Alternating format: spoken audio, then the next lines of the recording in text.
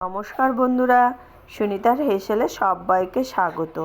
প্রতিদিনের মতো আজও আমি চলে এসেছি আরেকটি নতুন রেসিপি নিয়ে। আজ আমি আপনাদের সঙ্গে শেয়ার করব ফ্রুট কেকের রেসিপি।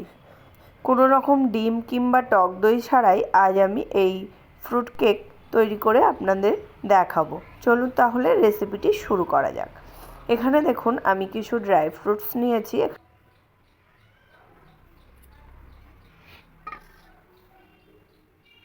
আর এই ড্রাই ফ্রুটসগুলোকে আমি অরেঞ্জ জুসের মধ্যে আমি ভিজিয়ে রেখে দেব। দেখুন প্রথমেই আমি এখানে টুটি ফুটি দিয়ে দিয়েছি, মোরব্বা দিয়েছি খেজুর, চেরি, কিশমিশ দিয়েছি। সমস্ত কিছু আমি খুব ভালো করে এই অরেঞ্জ জুসের মধ্যে সোক করতে রেখে দেবো। এটা আমি প্রায় 30 থেকে 40 মিনিট মতো এইভাবে আমি অরেঞ্জ জুসের মধ্যে ভিজিয়ে রেখে দেবো। এবার আমি এদিকে দুধটা তৈরি করে নেব। তার জন্য এখানে আমি হাফ কাপ দুধ নিয়েছি। দুধের মধ্যে আমি দিয়ে দেব হাফ পাতিলেবুর রস। হাফ পাতিলেবুর রস দিয়ে খুব ভালো করে দুধটাকে মিশিয়ে সাইডে রেখে দেব।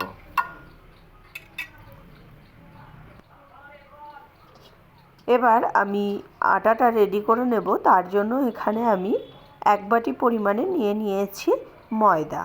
ময়দাটাকে খুব ভালো করে একটা ছাঁকনির সাহায্যে আমি চেলে নেব।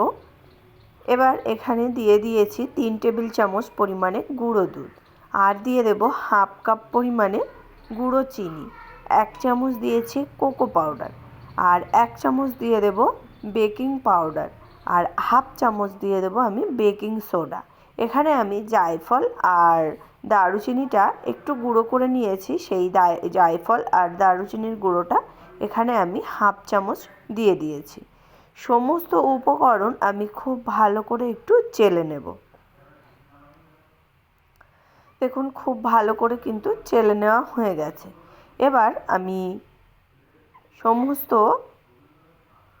গুঁড়ো উপকরণগুলোকে খুব ভালো করে একটু মিশিয়ে নিয়েছি।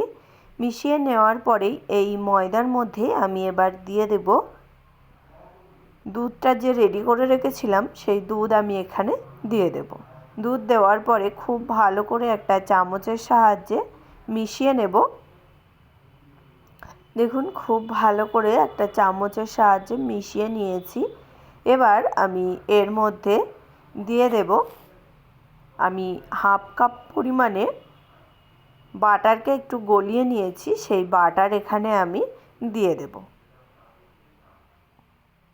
বাটার দিয়ে আমি আবারও ময়দার সঙ্গে কিন্তু খুব ভালো করে মিশিয়ে নেব। দেখুন খুব ভালো করে মিশিয়ে নিয়েছি। এবার এর মধ্যে আমি দিয়ে দেব ভিজিয়ে রাখা ড্রাই ফ্রুটসগুলো। দেখুন অরেঞ্জ জুসটা কিন্তু পুরোটাই কিন্তু সোক করে নিয়েছে। অল্প একটু ছিল, সেটাও আমি এখানে দিয়ে দিয়েছি। সমস্ত ড্রাই ফ্রুটসগুলো দেওয়ার পরে আমি এই শুকনো উপকরণের সঙ্গে খুব ভালো করে মিশিয়ে নেব।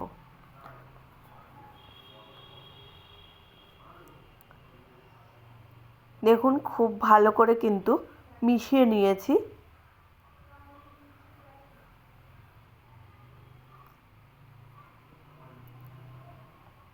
এবার এখানে আমি দিয়ে দেব ছোট চামচের 2 চামচ ভ্যানিলা এসেন্স, আর দিয়ে দেব কিছুটা পরিমাণে কাজু। আমি ছোট টুকরো করে কুচিয়ে নিয়েছিলাম, সেই কাজুটা এখানে দিয়ে দিয়েছি। এবার আমি খুব ভালো করে এই ব্যাটারটাকে আমি একটু তৈরি করে নেব। দেখুন ব্যাটারটা কিন্তু খুব ভালো করেই তৈরি হয়ে গেছে। এবার আমি ব্যাটারটাকে একটা সাইডে রেখে দিয়ে আমি কেকটা তৈরি করব, সেই মোল্ডটা কিন্তু আমি রেডি করে নেব। এখানে আমি এরকম অ্যালুমিনিয়াম ফয়েল নিয়েছি, তাতে আমি সামান্য একটু অয়েল মাখিয়ে নেব। এবার এর মধ্যে আমি দিয়ে দেব সামান্য একটু শুকনো ময়দা দিয়ে আমি খুব ভালো করে অ্যালুমিনিয়াম ফয়েলটাকে মাখিয়ে নেব। আর বাকি যে ময়দাটা আছে সেটা আমি একটু ঝেড়ে ফেলে দেব। এবার এর মধ্যে আমি কেকের ব্যাটারটা দিয়ে দেব। পুরো ভর্তি করে কিন্তু দেব না, আমি এখানে হাফ হাফ দেব। ফুলে কিন্তু কেকটা অনেকটাই মোটা হয়ে যাবে, তার কারণে এখানে আমি হাফ মতো ফয়েলটাকে ভর্তি করে নিয়েছি। খুব ভালো করে একটু চামচের সাহায্যে চারিদিকে একটু ছড়িয়ে দেব সমান করে দিয়ে। এবার এর উপর থেকে আমি কিছুটা ড্রাই ফ্রুটসকে সাজিয়ে দেব। আপনারা আপনাদের পছন্দ মতন এখানে ড্রাই ফ্রুটস ব্যবহার করতে পারেন।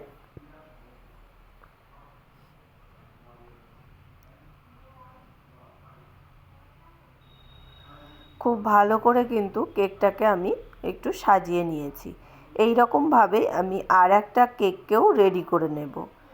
আমি যে পরিমাণ ব্যবহার করেছি তাতে আমার এই রকম দুটো কেক তৈরি হবে।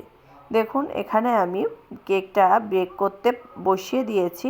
আমি এই রকম একটা বড় গামলির ভিতরে নিচে একটা প্লেট বসিয়ে দিয়ে তার উপরে আমি অ্যালুমিনিয়াম ফয়েলগুলো রেখে আমি ঢাকনা দিয়ে ঢেকে 40 মিনিট মতো আমি লো আঁচে জাল করে নিয়েছি। এবার আমি ঢাকনা খুলে দেখে নেব কেকটা কেমন হয়েছে। দেখুন কেকটা কিন্তু পুরোপুরি তৈরি হয়ে গেছে।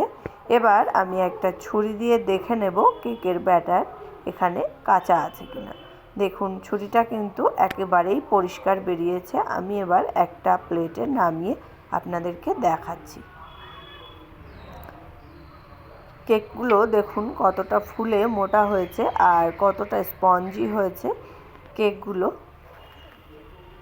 খুব সহজেই কিন্তু বাড়িতেই খুব সুস্বাদু ফ্রুট কেক তৈরি করে নেওয়া যায় কোনো রকম ডিম কিংবা টক দই ছাড়াই।